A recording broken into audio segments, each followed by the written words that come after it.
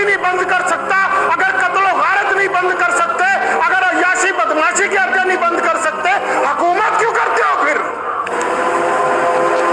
اسلام نے کہا کہ حکومت کا مذہب عدل ہوگا، حکومت کا مذہب انصاف ہوگا۔ جو بندہ تخت پر بیٹھے گا وہ اس لیے کسی کے حق میں فیصلہ نہیں کر سکتا کہ وہ سامنے والا مسلمان ہے اور میں مسلمان ہوں اس کے حق میں فیصلہ کر دوں۔ جو تخت پر بیٹھے گا وہ اس لیے کسی کے حق میں فیصلہ نہیں کر سکتا کہ میں ہندو ہوں اور ہندو کے حق میں فیصلہ دے دوں، میں سکھ ہوں سکھ کے حق میں فیصلہ دے دوں، میں دلت ہوں دلت کے حق میں نہیں، بلکہ حکومت کے لیے یہ لازم قرار دیا گیا کہ جو بندہ تخت کے اوپر بیٹھے گا وہ عدل کو اپنا مذہب بنائے گا، انصاف کو اپنا مذہب بنائے گا، اور سامنے جو بھی آ جائے وہ انصاف کا فیصلہ کرے گا، اپنے مذہب کے مطابق کسی کی طرفداری نہیں کر سکتا۔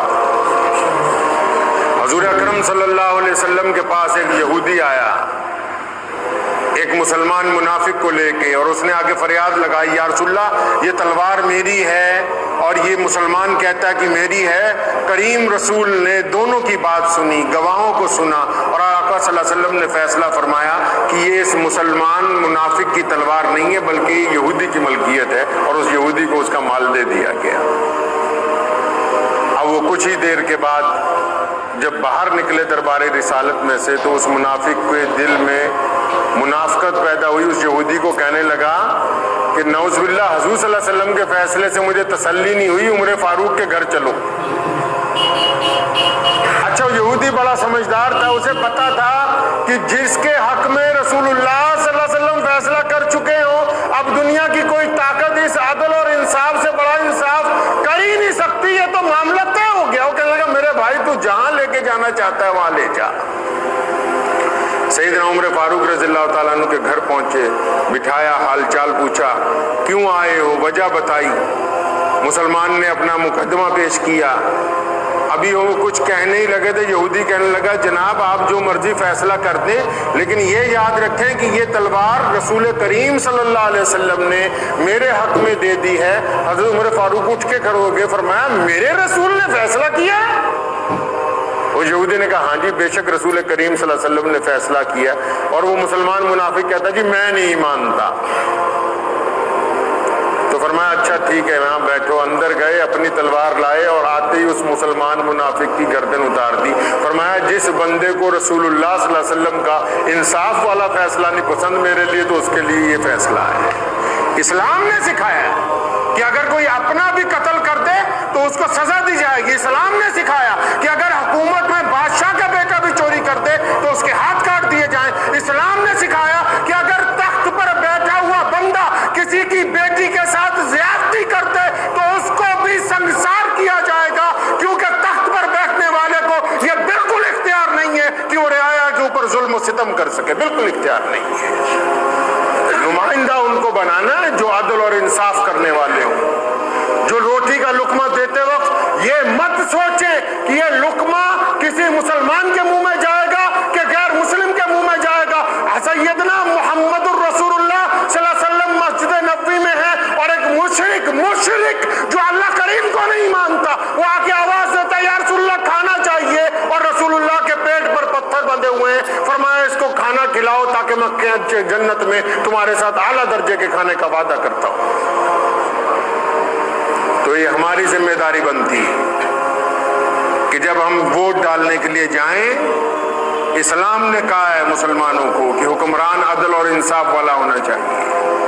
آج کل تو کئی لوگ جو حکومت میں آتے ہیں وہ سمجھتے ہیں کہ زمینوں پہ ناجائز قبضے کرنے ہمارا فرض ہو گیا ہے۔ اب غریب کی رپورٹ نہیں لکھی جائے گی تھانے میں، غریب کو نہیں پوچھا جائے گا، اور کسی بہت بڑے رئیس کے ساتھ اگر پیر میں کانٹا بھی چبھ جائے تو اس کی رپورٹ لکھ دی جائے گی کہ شہزادہ گزر رہا تھا ان کے پاؤں میں کانٹا چبھ گیا ہے۔ لوگ ذات اور برادریاں دیکھ کے ووٹ ڈالتے ہیں۔ جو پکا ایمان والا ہوگا وہ کبھی ذات اور برادری اور مذہب کی بنیاد پر دوسرے کا انتخاب نہیں کرتا ہے۔ جن کا نظریہ صرف حکومت کرنا ہو وہ کامیاب نہیں ہو سکتے، جن کا نظریہ لوگوں کے دلوں کو جیتنا ہوگا، اور ان لوگوں کو اچھے حکمران ملیں گے جو بذات خود یہ چاہتے ہیں کہ ہم بے ایمان نہیں بننا چاہتے۔ جو لوگ خود اپنے اپنی ووٹ کو بیچنا چاہتے ہیں شراب کی بوتل کے لیے, بریانی کی دیگوں کے لیے, قورمے کی دعوتوں کے لیے, تو ان کے مقدر میں 5 سال کے لیے وہ جوتیاں ہی لکھی ہیں جو وہ پہن کے آ رہا, بعد میں ان کے مارے گا. جو یہ سمجھتے ہو کہ فلاں اچھا آدمی ہے لیکن یہ میرے مذہب کا نہیں, فلاں اچھا آدمی امیدوار کھڑا ہے لیکن یہ میری برادری کا نہیں ہے, میں اس کو ووٹ نہیں ڈالوں گا, ان سے بڑا بے ایمان کوئی دوسرا روئے زمین پر ہو ہی نہیں سکتا ہے. حکومت کے دفتروں میں کام کروانے جاتے ہو تو چاہتے ہو کہ ہمارے ساتھ تفرقے بازی نہ ہو, اور جب ووٹ ڈالنے جائیں تو یہ سوچیں کہ ہم تفرقے بازی کے ساتھ ووٹ ڈالیں گے. کام جب کروانا چاہتے ہیں تب چاہتے ہیں کہ ہمیں ایک نظر سے دیکھا جائے, اور جب حکومت چننی ہے, اچھے لوگوں کو چن کے آگے لانا ہے, تب کہتے ہیں نہیں جی ہم تو پہلے اپنی ذات دیکھیں گے, اپنی برادری دیکھیں گے.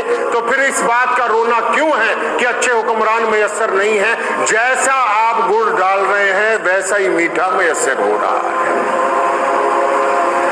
میں نے دیکھا ہے, کیونکہ میں مذہبی لیڈر کے ساتھ ساتھ سیاسی آدمی بھی ہوں, میں نے اچھے لوگوں کو, میری ایک دفعہ دہلی میں ڈیوٹی لگ گئی الیکشن میں, ایک حلقے کا انچارج بنا دیا انہوں نے. اچھے لوگ, غیر مسلم افراد بھی, مسلمان کی بریانی کی دعوتیں ہو جائیں, قورمہ ہو جائے, غیر مسلم حضرات کہ بہترین شراب جو ہے وہ ہمارے گھر پر پہنچی نہیں ابھی تک, تو ہم ووٹ کیسے ڈالیں گے؟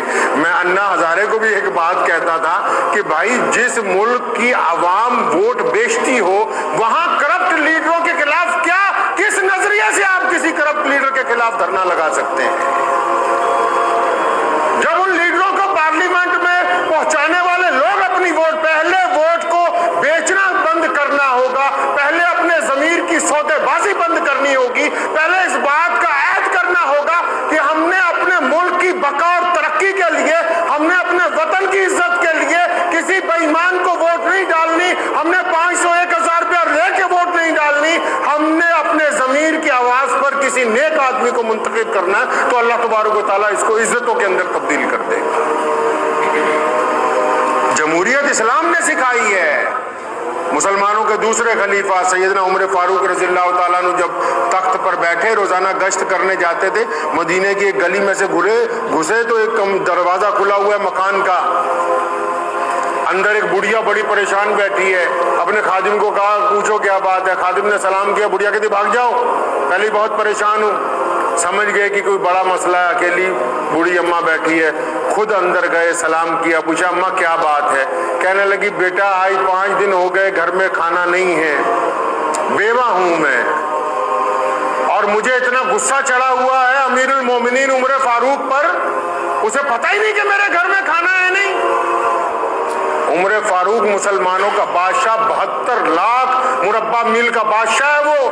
کیسر و کسرا کے بڑے بڑے شہزادے لائن میں لگتے ہیں اس کو ملنے کے لیے.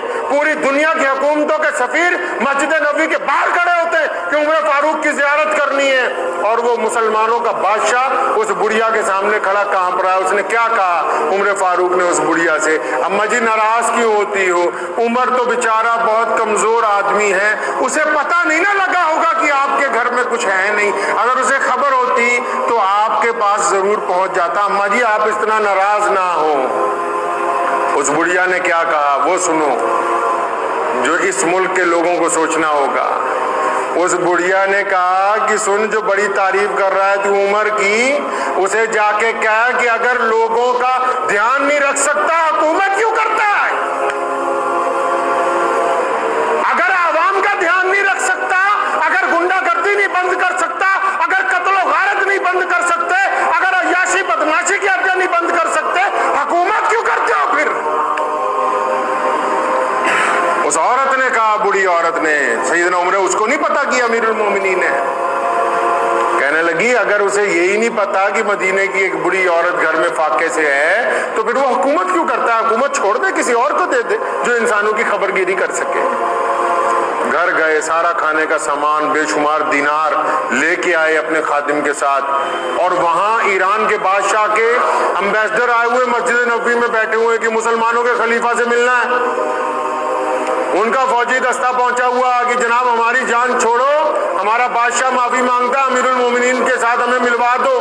اور یہاں عمر فاروق انگیٹھی جلا رہے ہیں اس بڑھیا کی, جل نہیں رہی, لکڑیاں تھوڑی گیلی ہیں, اتنا دھواں ہے, آنکھیں سرخ ہو گئی, حلق میں دھواں اتر گیا, کھانس थी, आखिर अल्लाह अल्लाह करके जली रोटी पकाई, सालन पकाया, बुढ़िया के सामने रखा।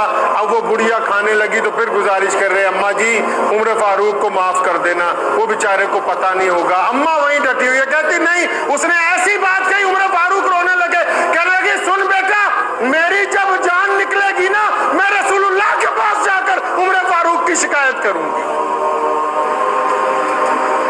उधर मस्जिद नबी में सफीर आए हुए हैं, हजरत अली रज़ियल्लाहु ताला अन्हु बड़े परेशान है, और साथ में हजरत शर्जील बिन हसना कि भाई ये खलीफा कहाँ गए, कहाँ? अली रज़ियल्लाहु ताला लोगों को पूछते फिरते, उमर कहाँ है? कोई कह रहा अभी यहाँ थे, उधर को गए, अभी यहाँ बोरी उठाए जा रहे थे, उधर को। जब पता करते करते उस बुढ़िया के घर पहुंच गए, हुक्मनामे पर किसी पे दस्तखत करवाने थे, जाके सलाम किया, अस्सलामु अलैकुम या अमीरुल मोमिनीन। अब उस बुढ़िया के पैरों के नीचे से जमीन निकल गई, कहती ओहो ये तो खुद उमर फारूक है जिसको मैं इतनी देर से डांट रही हूँ। घबराने लगी। उमर फारूक ने कहा अम्मा मुकरना नहीं, पहले तू मुझे अल्लाह वास्ते माफ कर। उसने कहा मैं अल्लाह वास्ते माफ करती हूँ। फिर उससे लिखवाया रुक्के पर कि मैंने उमर फारूक को अल्लाह वास्ते माफ कर दिया, और फिर उस पर हजरत अली रज़ियल्लाहु ताला अन्हु के दस्तखत करवाए कि आप गवाह हो जाएं, और फरमाया जब मैं मर जाऊं ये रुक्का मेरी कब्र में रखना। अल्लाह करीम जब पूछेंगे कि उमर क्या करके आया दुनिया में, तो मैं कहूंगा अल्लाह जी आपकी मखलूक की जब एक बुढ़िया भी नाराज हो गई थी तो मैं उससे भी माफी मांग के माफीनामा लिखवा के आया। जमहूरियत इसी का नाम है कि हुक्मरान जवाबदेह हों लोगों के लिए, किसी के साथ जुल्म और ज्यादती ना हो। तो आज के बयान का मकसद आपसे यही था कि इस्लाम के आईने में, कुरान के आईने में, अल्लाह और उसके रसूल के हुक्म के मुताबिक हुक्मरान का जो मजहब है, जब वो तख्त पर बैठ जाए, जाके अदालत में जज जब अपनी कुर्सी पर बैठ जाए, फिर उसका मजहब अदल और इंसाफ होता है। हमें अगर अपने मुल्क में, अपने वतन में ऐसे अच्छे लोगों की ज़रूरत है जो अदल करने वाले हों, इंसाफ करने वाले हों, तो हमको अपनी वोट और अपनी राय को दौलत के बदले में बेचना नहीं है इंशाअल्लाह। ठीक है जी इंशाअल्लाह।